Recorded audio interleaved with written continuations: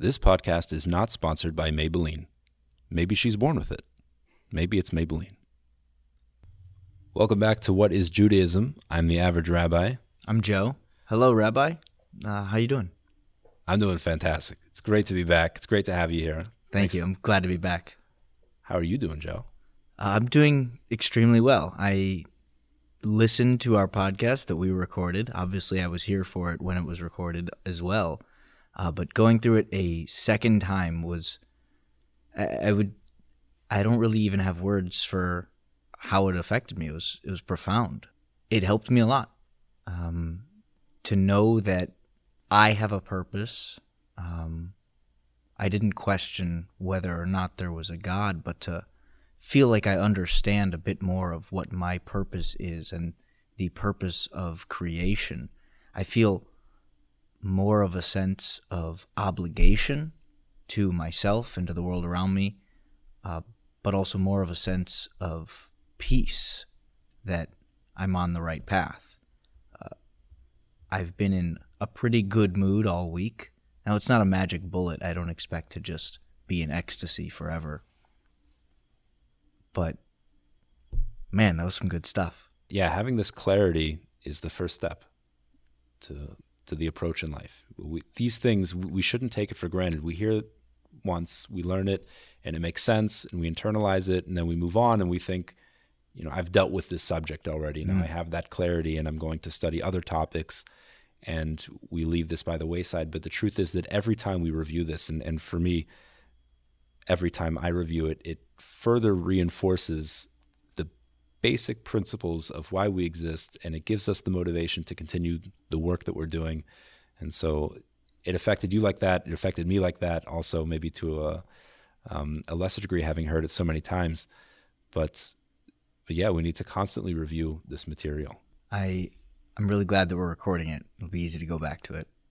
Excellent. Let's continue. In the last episode, we spoke about the purpose of the universe. And we ended off identifying the main aspect, the main element of the purpose of creation. Again, the purpose of creation is to have an entity which can achieve perfection for itself and connect to God. And we identified that that entity is the human being. So in this chapter, we'll be discussing what is the human being? How does it, in fact, accomplish that goal? And what is it comprised of? All right, I'm ready.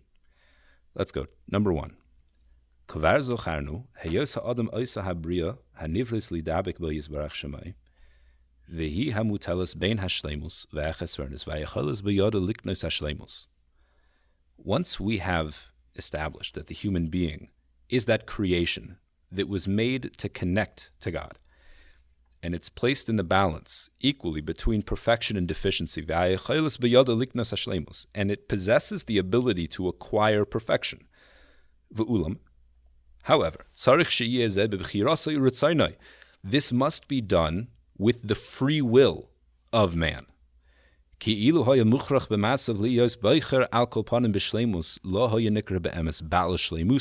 if man were compelled to any degree to choose perfection, then it wouldn't really be his choice, and he wouldn't be a master of his own perfection, because that perfection could be attributed to the force that was pushing him in that direction. And therefore, the entire purpose for creation would not be fulfilled, because one of the conditions for that creation to truly achieve its perfection is that it owns that perfection. That must be done by choosing it. Alkein, therefore, therefore, it must be that the choice is placed in the hands of man.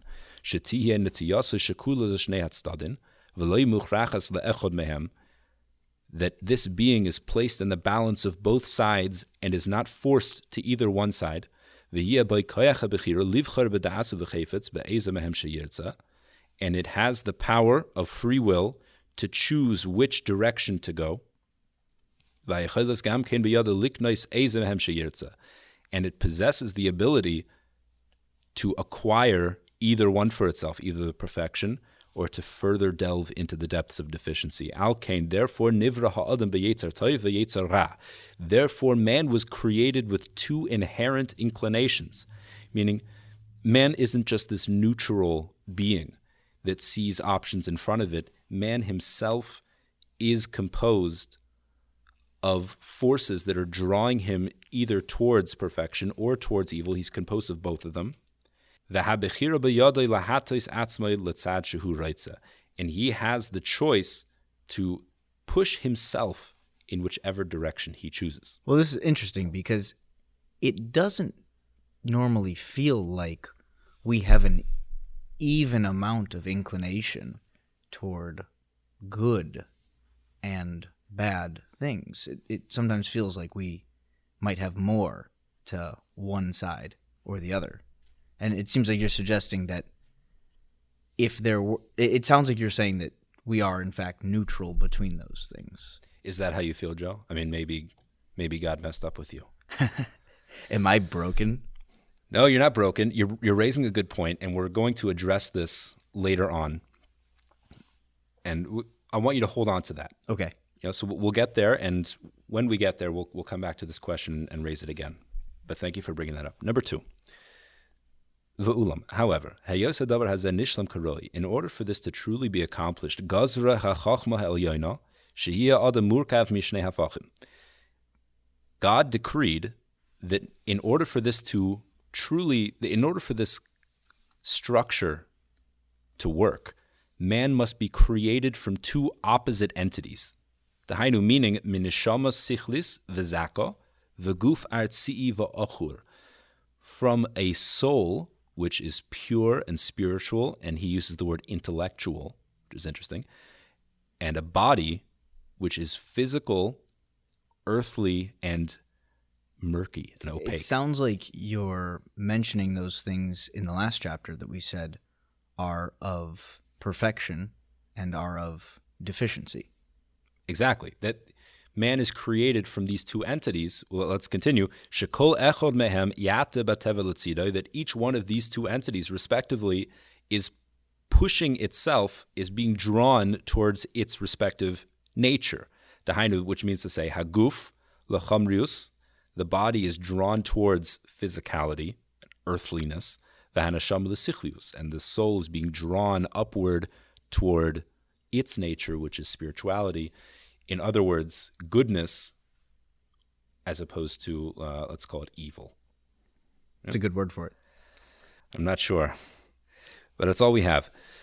V'timatze b'nehem milchama ba'ofen she'im tigbar hanashama tis'alahi v'tala haguf imo v'hiya oisa adam mishtalim b'shleimus hamu'utad v'him yaniach adam shinatzeach ba'echoymer hine yushpal haguf v'tushpal nishmasa imai. What happens now is that since man is created as a fusion of these two, not just different, but opposite entities that are pulling in opposite directions, man himself finds himself in an inherent struggle. There's a war that is occurring in the very nature of man. His soul is pulling in one direction, his body is pulling in another direction.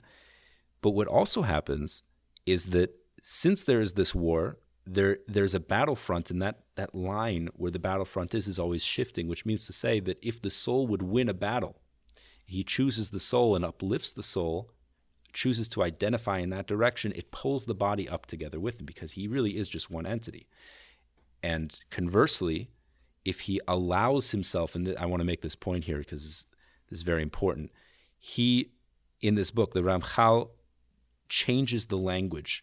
When he says if a person pushes himself in the soul direction, he uses a language of to overcome resistance. If he overpowers the soul onto his body, then he will elevate the body as well. In the conversely, he doesn't say if he overpowers the body over the soul. He says if he allows the body to take control. So there might be some element of natural inclination toward deficiency. Right. It doesn't mean that there's a heavier pull towards deficiency, but it does mean that the default state of doing nothing is on the side of physicality because the soul is energy and the body is stillness and desires to go back to earth. Decay. Right. So theoretically, there's enough of a pull and a draw towards energy and spirituality that it still balances itself out. But the nature is that if you do nothing, then that is moving toward the body as opposed to the soul. It's really fascinating, though. It feels like a battlefield inside ourselves. You can do good things, and you will still feel that pull of yourself toward bad things. And conversely, if you just decide to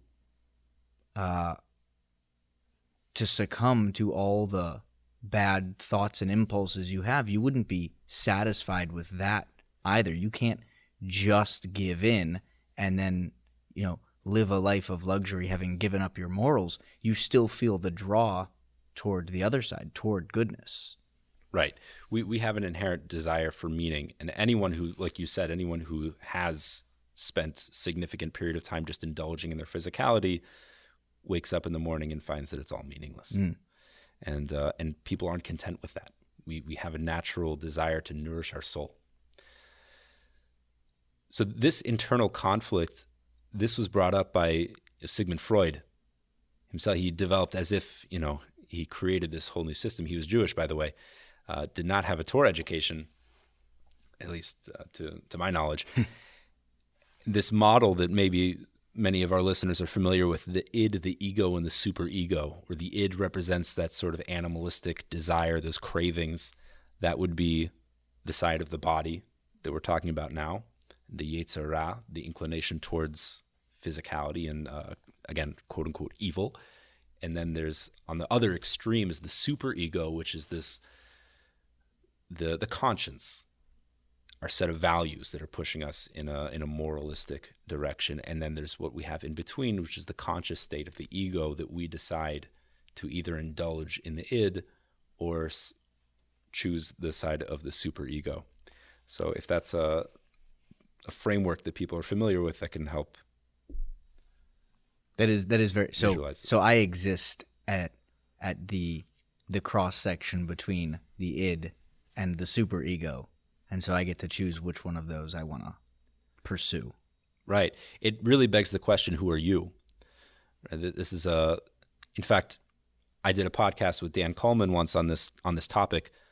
Who are you? What is the essence of who you are? Especially from a religious context, no one would say that I am my body. My body is the animal that I operate. That's clear. That from a Jewish perspective, I am not my body, or at least I shouldn't identify that way. So the alternative is that I'm my soul. But on the other hand, we have all these prayers where we mention my soul as if it's something that I possess and not something that I am. We don't refer to the soul in the first person. We refer to it as an object that I deal with. So what am I? If I'm not my body and I possess my soul, who am I? And what we see here is that I am the product of the combination of these two things that's been endowed with will to choose which one to identify with. So I can choose to identify with my soul. I can say, I am my soul, and that will uplift the soul and uplift the body, and that defines what this combination is. Or I can decide I am my body, which will further lower the soul and indulge in the body. So that's the choice. That's why we're here. Number 3. Va'amnam, gazer tuva yizbarach shemai, shehiya gvul lehishtadlus hazeh, hamitzarech la'adam lahasik hashleimus. However, we shouldn't think that we are eternally bound to this struggle. Meaning the purpose of our creation is that we should be making difficult choices, choosing our perfection, earning our perfection, but that doesn't need to be done forever. There's a limit to this. When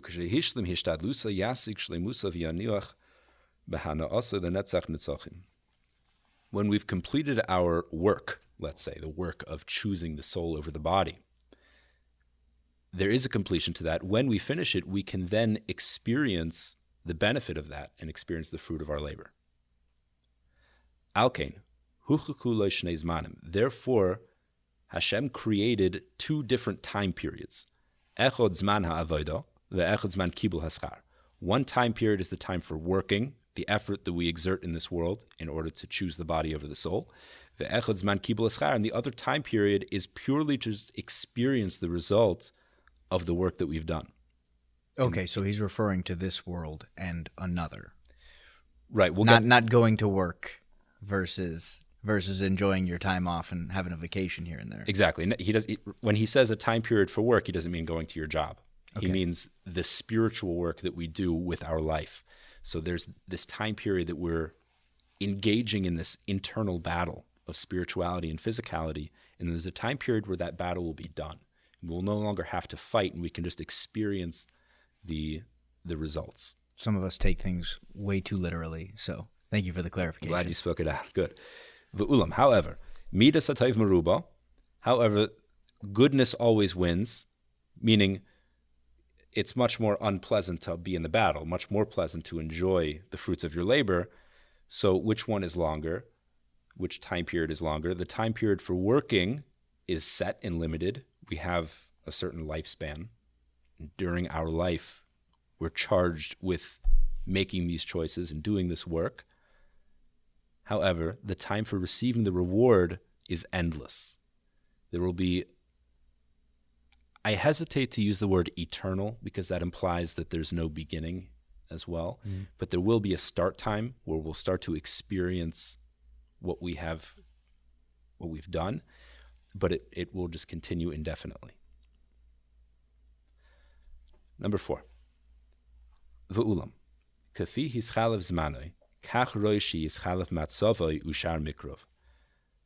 He says, however, not only are there two different time periods, just like the time must change, so too the entire state of being must change. Let's explain what that means.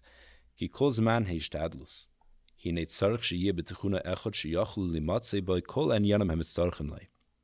the time of our work, in this life, where we're charged with the battle, there needs to be a context in which we can fight. There needs to be a world where we can engage in that battle. Perush, meaning,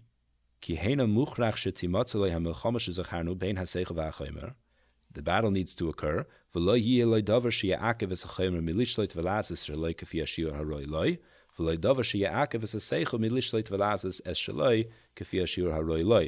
Meaning, in this world, when we're engaged in the battle has to be fair and equal. So there's nothing that's going to prevent the soul from exerting itself, and there's nothing going to prevent the body from exerting itself. And on the other hand, just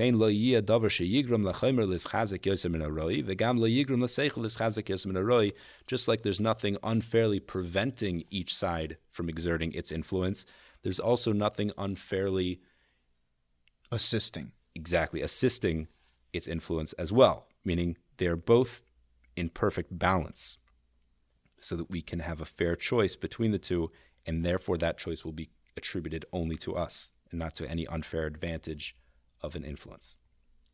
There is reason to think that to perpetually stay in this kind of arrangement where we're always choosing God, that might be ideal. In fact, there is a philosophy like that, but the Ramchal says that that's not the case. The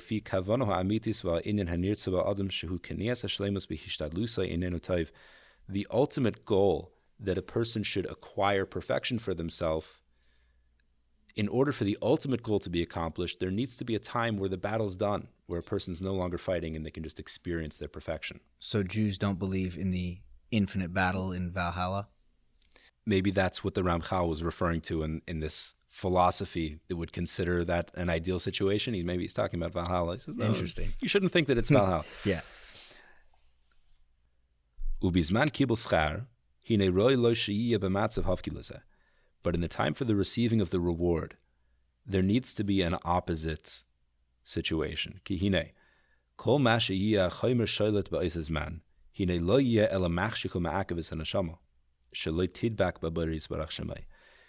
As long as the body has any sort of control and is trying to wrest control from the soul, it's going to be preventing the soul from connecting to God and experiencing its reward, which we know that reward isn't gold coins. Reward is the experience of being connected to God and vicariously experiencing godliness. So therefore, that is antithetical to the purpose. The alkein, therefore, hine roi shehu lo yishleit oz ela hanashama v'achemer yeh nimshach acharei lagamri ba'ofen shelo ya'akev el yad klal. Therefore, in this second time period where we're receiving the reward, the body must be completely subjugated and has no authority whatsoever that it's trying to exert over the soul.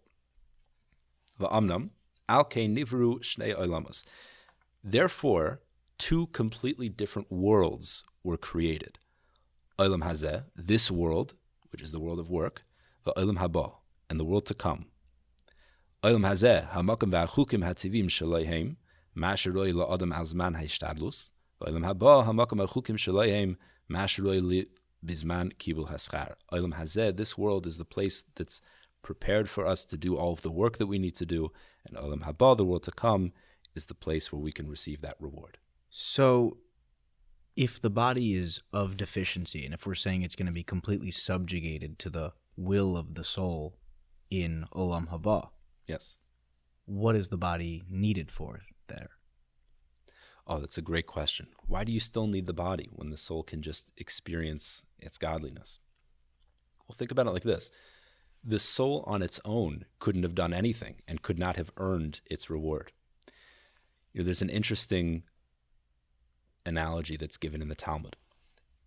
And really the analogy is given in the opposite way about punishment, but we can apply it all the more so to the reward. The analogy is as follows. You have two people that are planning on stealing from the orchard of the king. And these two people, they each have a respective deficiency. One of them is blind and the other one is lame. And so the blind man, he's perfectly capable of walking around the orchard and taking anything, but he has no idea where the trees are, so he can't access any of the fruits. The lame man sees where all of the fruits are, but has no ability to interact with the orchard because he can't move around. So what do? The blind man puts the lame man on his shoulders.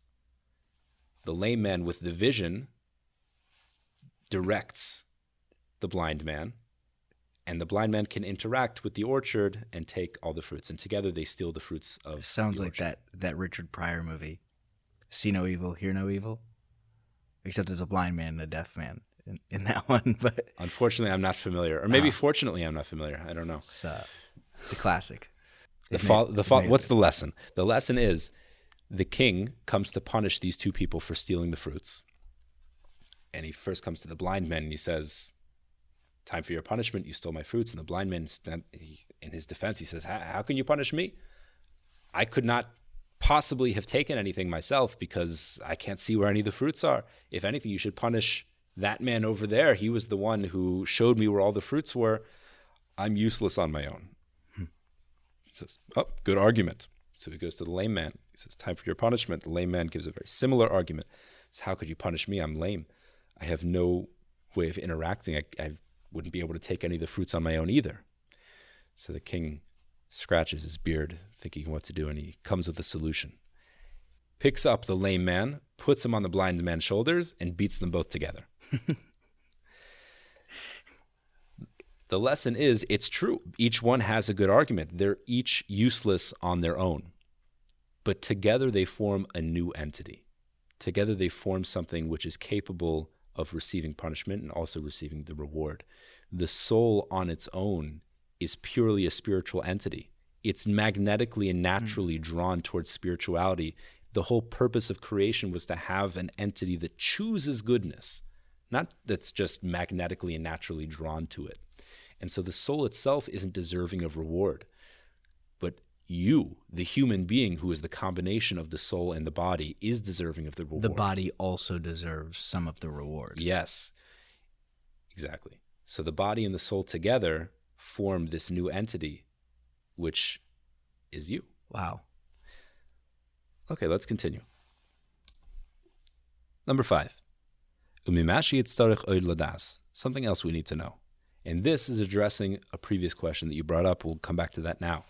Shehine hamin ha'anoishi ein inyano harishin kamosha anu royim umavchinin oisai ato. The human being that we're discussing, up until now. It is not the human being that we know and love. There's been a fundamental, tremendous transformation that has occurred. And that is the sin of the first man, Adam.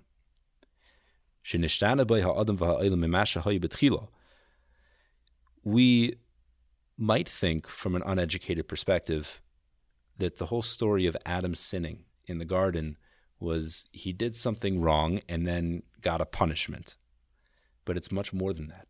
The result of his sin is a fundamental transformation in the makeup of what the human being is, and also, although he's not going to delve into it too much here, also consequently what the universe is, because man was created as a microcosm of the universe. We're not going to, I apologize for even bringing that up, because we're not going to explain that too much in this podcast at least, but let's take it as a given for now. So there's been a great change that's occurred. So everything we've been discussing up until now is something else, is the way man was conceptually created. Now, v'ulam, however, prate hashinu hazeh l'todosehem rabim, the details of what this transformation are, or was, are many. V'oy nedaber bam lifnim b'siyat rishmayim. We'll speak about it much more later on in the book. So now it comes out that when we speak about the human being, there are really two options here. We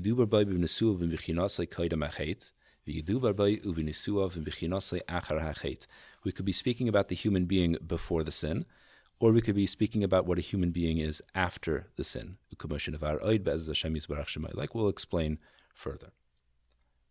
Number 6. So number 5, we're just bringing up, without going into any detail about it, that we should know that there's a difference in what a human is before the sin of Adam and after the sin of Adam. Okay, so that's all that section was saying, was that we have changed fundamentally. Yes. Number 6. Hine, Adam harishan be'esi tzirasai hayamamish ba'isa hamatzav shezacharnu adheno. The way Adam, the first man, was created initially was exactly in the situation that we've been describing up until now. Dahainu, shehine hu hayamukrav mishnei hachalakim hafkim she'amarnu, that he was comprised of these two elements that were completely opposite, as we've spoken about, shehem hanashama v'haguf, the soul and the body, uvmatzius hayashnei hayanyanim hatoiv v'hara, and in reality, around him, there were two elements, good and evil. And he was standing exactly in the middle, balanced between the two, to cleave to whichever one he wanted. It was fitting, appropriate for him to choose good, which would have dominated the soul over the body, and his intellect over his physicality. Had he made that decision, where he was right in the middle, if he had tilted towards perfection, game over. He would have won. That's it. That would have been his ultimate completion and perfection had he made that one decision in the Garden of Eden. This was that decision in the very beginning. This is the first decision ever made as far as choosing to do good or choosing to do bad. Right, the first moral decision, and ideally it should have been the only decision. I want to go back to one thing that you said, though. Is it saying that good and evil were external? I don't know if it was good and evil exactly that were said. Yes, he doesn't elaborate too much on this point, but we do have a tradition for that. The concept of good and evil wasn't something that he had internalized. For him, there was truth and falsehood. Good and evil was a concept that he had internalized when he ate from the fruit. But they both did exist, and he had the choice to engage in one or the other. I see. Now, number 7.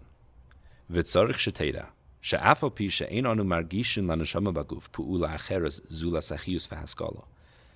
He says, even though we don't feel or experience the effect of the soul beyond the fact that we're alive and that we're conscious, which those two things are faculties of the soul. So aside from those two things, we don't feel any other effect of the soul upon us.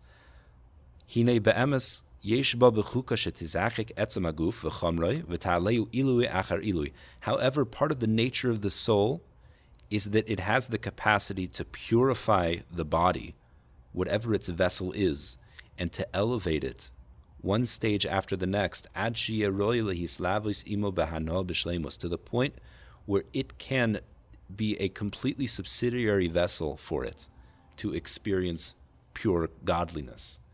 And the physicality won't be a barrier at all. Just the opposite, will facilitate it. That's what it was created for. So the soul has this ability to purify the body. Va'amnam, however, l'davar zeh haya adam harishon magia, ilu loy chata, shehaisa nishmasa mizakeches es gufay zikuch acher zikuch, ad shehay mizdakek hashiur hanitzrach v'nikba b'tanug hanitzchi. Adam Harishon, the first man, Adam, was in this position. He had the choice that had he chosen goodness, his soul would have elevated his body and purified his body completely to the point where he would almost purely be a spiritual entity with this barely perceptible body that's just facilitating his spirituality, which would have been in a state of ultimate perfection. Is that clear? I'm going to kind of want to rewind that just because I had to think about that for a second. Do you mind going back 30 seconds or so? So let's recap that. That's number 7, is that we need to know that even though we don't feel the effect of the soul in the body beyond the fact that we're alive and that we're conscious, the soul does have the capacity to purify and elevate the body to make it a vessel for the soul, so that the physicality won't have any interference whatsoever. And Adam was in this position when he was created. Before the sin, he had the ability, had he chosen good, I would say chosen well, but it's accurate to say chosen good as well. Right. Had he made that the correct choice, his soul would have done that, would have fulfilled its capacity to purify the body, and he would have just been almost a purely spiritual entity with a body that's just facilitating his soul. That just would have been mission success. Exactly. Just in that one stage. But spoiler alert, it didn't go well. And it's been kind of downhill since then. Number 8. V'kevan shechata, now that he sinned, nishtana hadavarim shinui gadol, there's been a great change, transformation. V'hu ki hine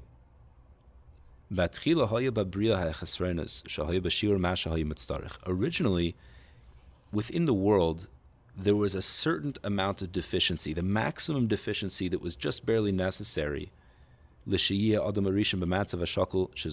order to place man in the balance that he needed to be in to choose perfection. And therefore he would have the ability to move in the correct direction and to achieve and acquire perfection for himself. However, as a result of his sin, as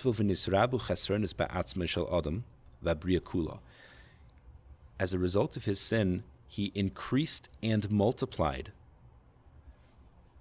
the amount of deficiency within himself and within the entire universe. So this is because he is a microcosm of the universe, right, like you mentioned earlier. Yeah, that's kind of a tangential point here. Okay. But it's correct. And he made the rectification of himself, the ability to acquire perfection, he made it more difficult than it originally was. Perish, let's explain this. Originally,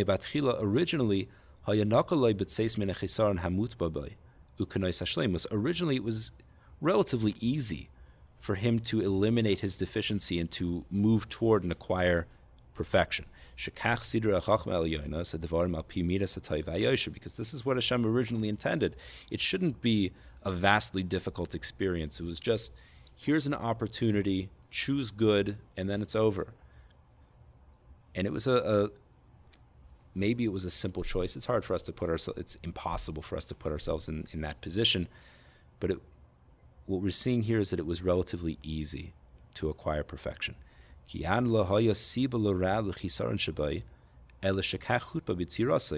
fact that he wasn't perfected yet wasn't his fault. That's the way he was created initially. And so therefore, it can't be held against him too much, and it can't be too difficult, because nothing was his fault. He just needs to be placed in a somewhat neutral space where he can choose perfection. That just in a position where he can move away from evil and choose good. Then immediately and easily he would have eliminated his deficiency and achieved perfection. However, with his sin, since as a result of himself, his choice, he pushed away perfection farther than it was before, and increased deficiency within himself, moved in the wrong direction. And here's an important point. It's not just that he moved further away from deficiency. He chose to move away from deficiency. He put it away from perfection. Thank you. Away from perfection. He chose that for himself. And now it's on him. It's no longer so easy to achieve perfection. So not only are you at rock bottom, but you're responsible for putting yourself there, and you should feel even worse because of it. Yeah, I mean, look, it wasn't rock bottom. You can always go lower, right? So that's always a challenge. Not only is there still a draw to go even lower, but to choose perfection, even moving in the right direction, you're still in the red. Yeah. And now it must be that in order, the effort now that's required for him to achieve perfection is now doubled.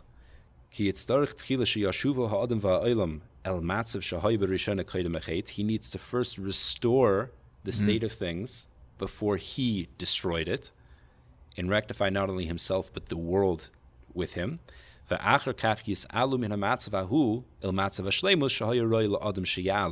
then after that's been accomplished, then he furthermore needs to bring himself from that situation into the state of perfection as originally was intended. I see. A lot of work to do. A lot of work to do. We're still doing it. This is all of humanity as a result of this. Number 9.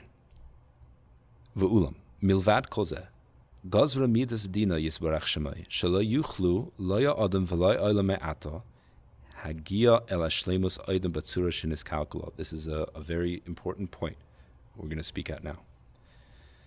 As a result of the sin, something else happened. It's not just that it's harder to get back to perfection. It's now practically impossible, at least in our current state.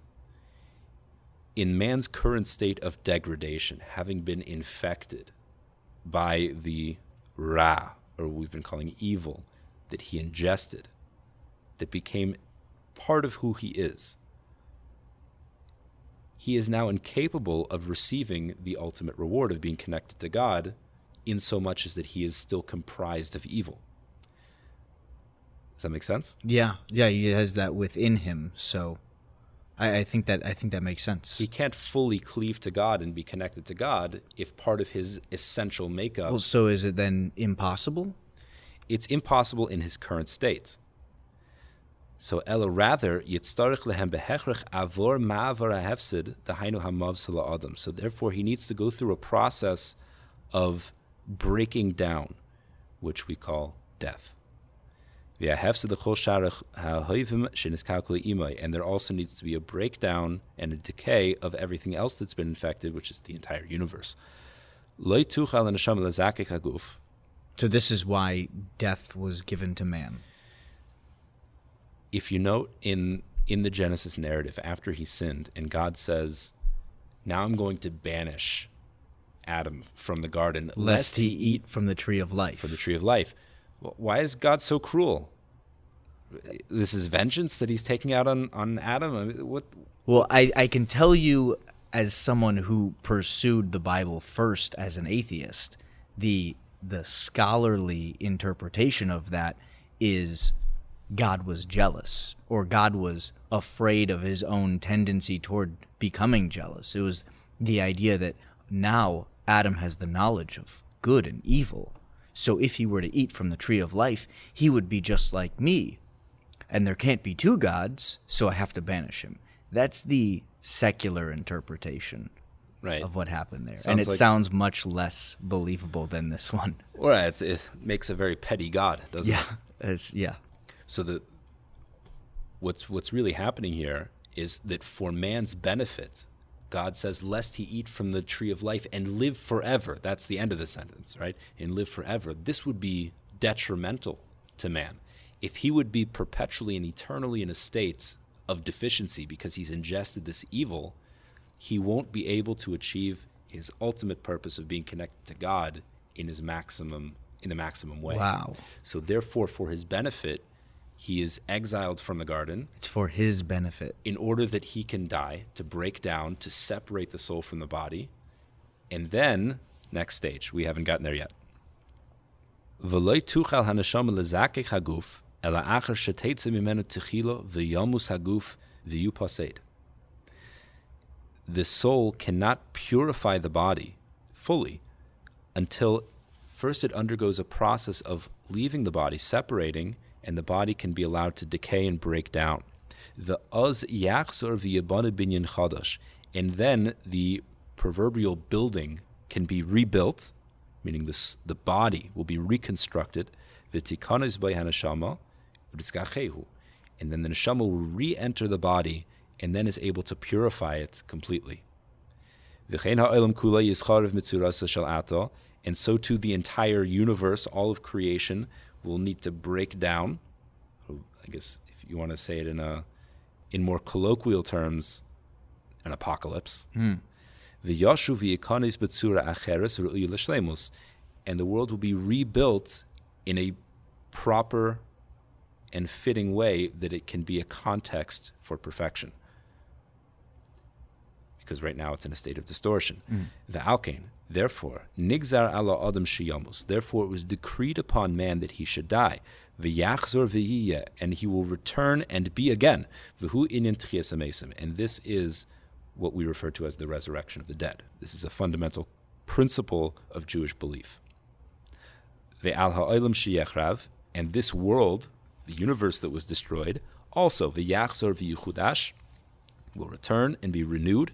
And this is what our sages referred to when they said, Shisa alfei shana have alma v'chad choruv. There will be 6,000 years where the world will be, and 1,000 years of destruction. Ulasayf elef shana, at the end of that 1,000 years of the world being in a state of disarray and broken down, HaKadosh Baruch Hu chayzer mechadash hasolamai. The creator of the universe will come and restore and renew the world in a state of perfection. So does the resurrection, this is a literal resurrection. It is a literal resurrection.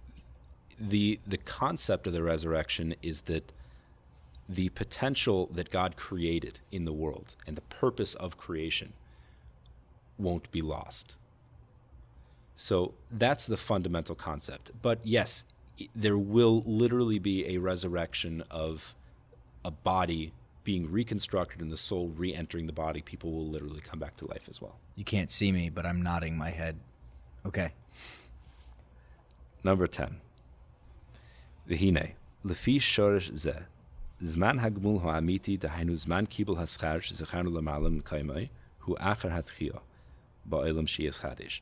According to what we've just established, this principle, this next world, the time for truly receiving the reward that we've accomplished during our time of working and effort, hu acher hatchila, it's only after the resurrection in this new world which has been created or recreated. And man will enjoy it, will experience the pleasure in that world with his soul and with his body, which we've discussed already. And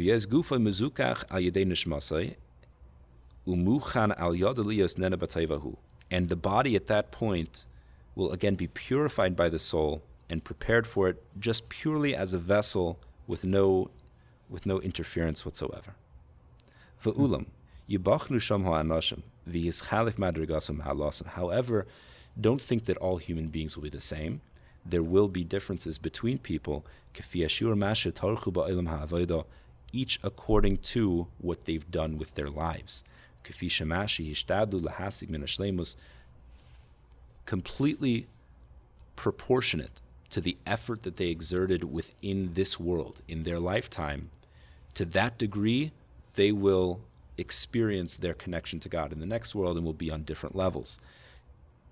To that degree, to that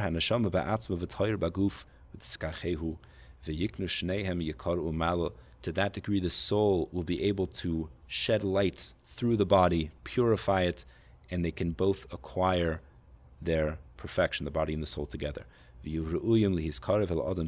they will be fitting to come close to Hashem, and to experience the quote-unquote light of Hashem and to enjoy the experience of godliness. So, 6,000 years of battle, 1,000 years of, to use the term, apocalypse, followed by resurrection and the rest of time. I again hesitate to use eternity. Right. Of receiving the rewards of what you earned in that battle. Right. Experiencing the results of the choices that we've made within this world. When you say 1,000 years of apocalypse, it sounds like the apocalypse is going to be happening for 1,000 years, which isn't true. There's just going to be a breakdown. The world will die. What does it really look like? I don't know. There are hints to it in the prophets, but it's not clear. But it certainly won't be a terrible experience. It will actually be very pleasant, and we'll get to that at the end of this chapter. Number 11. Va'amnam, b'yos shenigzera hamisa ala adam, u'kamosh kosavnu v'nimtza she'amurkov hazeh tzorich sheyipared lizman ma, v'acher yoshev liyischaber. Now that we've come on to this idea that death was decreed upon man, and it comes out that this entity, which is a fusion of these two opposite elements, now needs to separate temporarily. And will eventually return to each other and be connected once again. Hine, gam bizman haperud hazeh, also during this time, there should be a place that's designated for each of these two elements, for the body and for the soul. Each one respectively. V'hine, haguf tzarich sheyachzer lisaydai, v'tipared harkavasa v'tufsad tzurasai. The body needs to return back to its original element, to its source. To the earth. To the earth. Because the body was the thing that was affected. Right? The soul can't be truly altered. But the body was the one that was distorted. So therefore the body needs to return back to its original element, and then it can be restructured again. So the body needs to be separated from the soul and go back to its original element, which is the earth. Since it's from the earth, Elav Yashuv, that to that it will return. This is what God said to man in Genesis, Ki afar ato vel afar tashuv, because you are earth, and to earth you will return. However, the soul, which merited good things with its actions, it can only wait for the body to undergo its process. It doesn't need to be decayed and renewed. Right. That the body needs to decay. This is a process for the body. It needs to remain in the earth as long as it needs to receive its rectification. And then afterwards, the body can be reconstructed and the soul is able to return to it and then fulfill its true purpose. However, the soul needs a place to go. In the meantime, what's the soul going to do? This is a new concept we're hearing now. In order to fulfill this need, a place was created. Let's put the word place in quotes because it's obviously not physical, but a spiritual place called Olam HaNeshamas, the world of souls. Sheboi tikhansano HaNeshamas hazakis achrid seison min haguf. This is where pure souls go after they have separated from the body. And they stay there in a place of rest, which is pleasant. For the duration of time that the body goes through the process that it deserves. V'hinei, kol hazmanahu teshevna hanashamos hahein b'malu v'tanuk. During this entire time, the soul is experiencing a certain amount of pleasure. It's very pleasant for the soul. Me'ein mashi yudnatein lahen acher kach bizman hagmul ha'amiti. It will be similar to the quote-unquote reward or result that the soul will experience in the next world, in Olam Haba.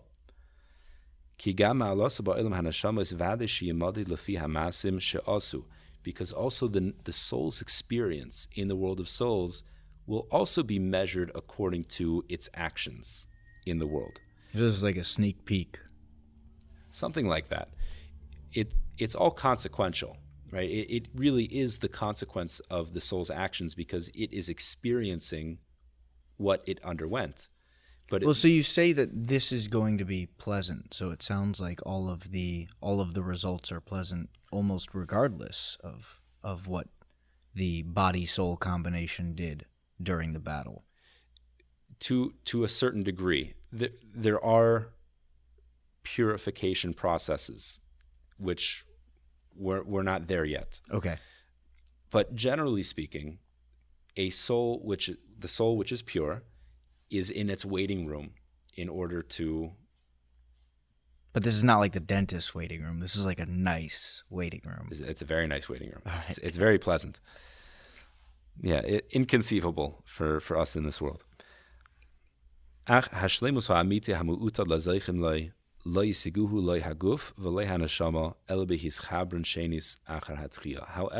the true benefit, the true perfection, the ones who merit are destined to receive, cannot be experienced by the body or by the soul, but rather by the combination of the two. So the soul isn't really experiencing this true perfection, this connection to God that it needs to experience, because, again, it didn't truly earn it without the body, but it does experience something similar. Number 12. V'ulam. Milvad hayos oilam hanashamos makam lanashamos lasheves kol zman hayos mitzapis laguf. K'moshe be'arnu. Hinei oid ta'elas gadol nimtza by lanashamos atzman. So aside from the fact that we've called this world of souls a waiting room, there is a tremendous benefit. It's not like it's just sitting there reading Heaven Weekly, right? It's there is something beneficial and practical that it's experiencing while it's there, that the body will benefit from as well.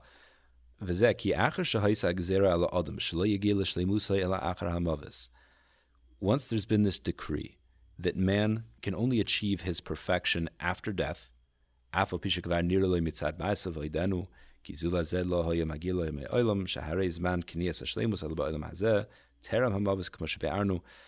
even though man earns his perfection before death in this world, as we've described, שהנשמה כל זמן היוסה בגוף בעולם הזה שהורד דבוק בו שאי אפשר שיפרד ממנו לגמרי תהיה גם היא חשוכה ועמומה. It's a long sentence. What this means is that part of the decree that man can only experience his true perfection after death is also that the soul, as long as it's attached to the body in this world and the body is in its state of distortion where ra, evil, is stuck to it, this and it cannot detach from this evil. The evil is integrated into the body. Also, the soul is affected by that. The soul is very much distressed by it. And even though through good actions that people do within this world, the soul is benefiting. It's achieving and acquiring invaluable. It's going in the direction that it wants. Yes. Still, it can't be revealed. It's not really experiencing the effect of it. V'loy tuchad lihizdaher bazoyer shahoyer roy loy lihizdaher k'fi hayakarahi shehi maseges be'emes. And it's not able to express itself and to glow. He uses this word, to glow, in the way that it's meant to, that's really fitting for its nature. But its potential is locked down. It's tied up until the time where it's able to become revealed. But this refrain from revealing itself, it's not coming from the soul itself. It's coming from the body. The body is what's restricting it. This is why he referred to the body as opaque, I think, earlier as well. Yes. Yeah, right. The body is what's concealing it not just concealing, but locking the soul down and preventing it, chaining it up, preventing it from expressing itself properly. V'hu atzmei mafsid bazeh, shalei yikabel kol oisa azman hazikuch shahaya roi sheyikabel kamoshe be'arnu. And the soul is also experiencing detriment from this because it is unable to receive the reward, the purity, the elevation that it should by engaging in these positive actions. Abnam, gam hi mafsedes, shehi kavusha ba'atzma, ve'eni yichol lefhashet zaharea. Oh, so not only is the body not receiving the purity from the soul that it needs to uplift itself, the soul is also unable to express itself. V'oid she'ena pa'elas ha'pu'la ru'uya lo shehi zikuk haguf, ve'ilu ha'isa pa'elas ha'isa, ha'isa mishtalemus b'zeh shlemus gadu mitzad mahus ha'pu'la atzma, shahare pu'la shlemus hi ha'yos meiti v'mashal mizulasei. So not only is the soul incapable of experiencing the elevation, it's also unable to purify the body, which you might think that's only a problem for the body. It's a problem for the soul. The soul is distressed by the fact that it can't purify the body because that's its nature. The soul, being godly, is similar to God in that God gives to others, is altruistic. God elevates us. Exactly. The soul craves to do the same thing. The soul's nature, by being spiritual and godly, is that it craves being able to bestow that spirituality upon the body as well, and it's not able to do that in its current state. And so this is a terrible situation for the soul, and it hates being in this environment. In fact, we're told that the soul enters the world, enters the body against its will. It is actively resisting being placed here. It detests its situation. So quite a terrible situation. Va'oid shezais hi ha'pu'ula hana'osula lefi tiva v'chuka shelakach noitzra v'chol nivrosh mishtalim kishapoyel mashechakak leibares barach shemosh yifal. Everything that was created for a purpose needs to fulfill its purpose in order to have that sense of fulfillment and self-expression. And the soul isn't getting that. And it will be lacking and deficient as long as it cannot express that action. However, when the soul leaves the body upon death, and it goes to this world of souls, when the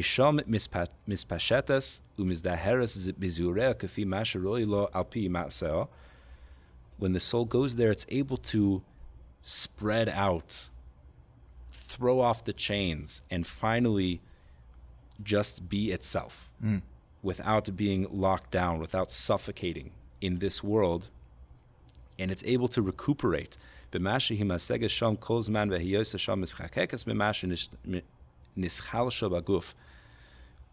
long as the soul is there in this world of souls, it's able to restore itself from being weakened in this world. It's a draining experience, having your hands and legs tied behind you and being suffocated. I mean, can you imagine that experience? It's draining and it's demoralizing, and the soul now has an opportunity to have respite from that experience. And then, after its rest, then it will be prepared and ready at the time of the resurrection to return to the body, kishatasha baguf bizman aroi, tucha lif'oi bayapulu hana osala, dahainu hazikuch shezacharnu, then it's able to properly do its job when it re-enters the body and purify the body and elevate it and make it into a vessel. So it's just giving it time to catch his breath and go back for round 2. That's exactly it. Yeah, so that's the benefit of the waiting room. Final section, number 13. Ve'ulam tzarich sheteda, ki gam ata behikanis haneshama baguf ha'over. We also need to know that even in this world, while the soul is attached to this ephemeral and transient body, even though it hasn't, even without acquiring any perfection by doing good things, just from its essence, the fact that it's intrinsically spiritual and holy and elevated,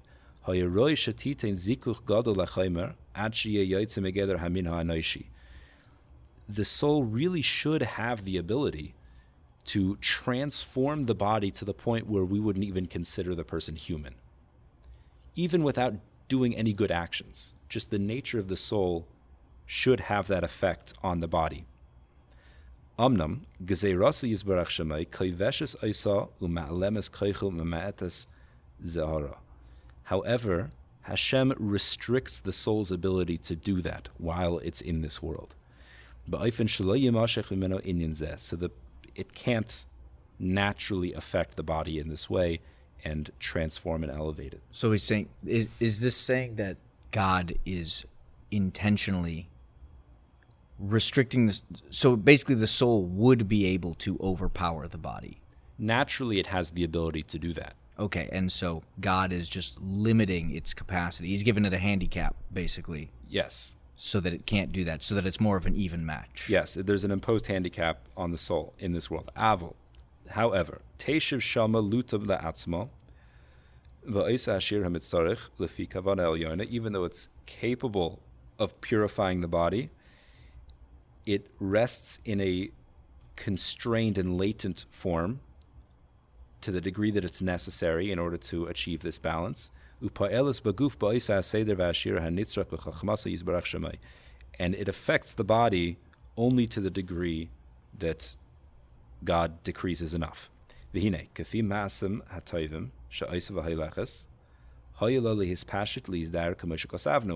that's just regard to its passive natural state. But what about when the person does good things, does holy things?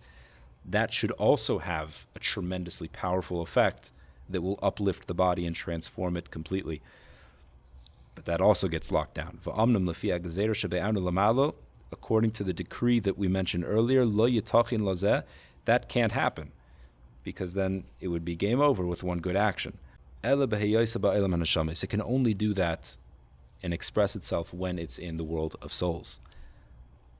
But that's all now. However, when it returns to the body after the resurrection, it won't be restrained or concealed at all. It will return with its full glory and full force. And it will immediately purify the body in a completely transformative way. And it won't require a gradual process, slowly, of purifying the body one stage after the next. It'll happen immediately.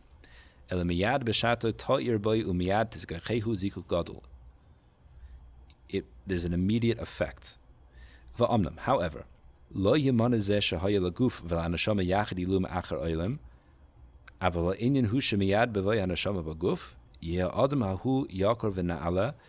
so too, just like there won't be a process of purification, the process of elevation will also be immediate, and the person will immediately reach the stage that is appropriate for them based on their actions in terms of their elevation and closeness to God.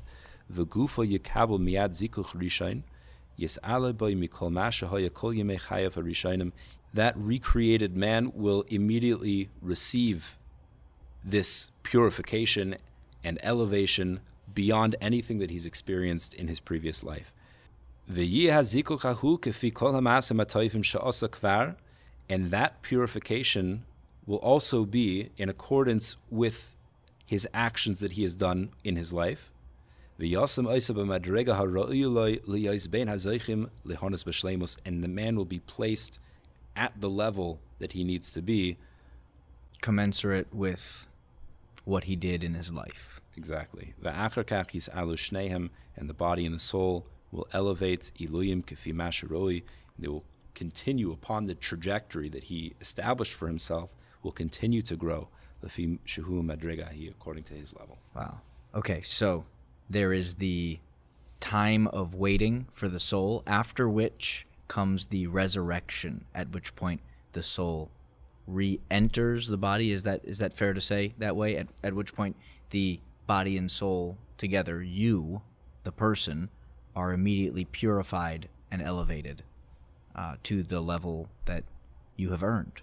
That you've earned for yourself, right? Exactly, that you chose for yourself. That's awesome. That sounds great. It sounds great. Now's the time to work for it. All right, let's do it. That brings us to the end of the chapter. If you're listening, if you have any questions, please reach out. Send an email to theaveragerabbi@torchweb.org, and we'll be happy to answer any questions that you have. Coming up next week, Chapter 4, we have the state of man in this world and the paths that are in front of us in a more detailed way. We'll get into some of the specifics. It sounds great. Till next time.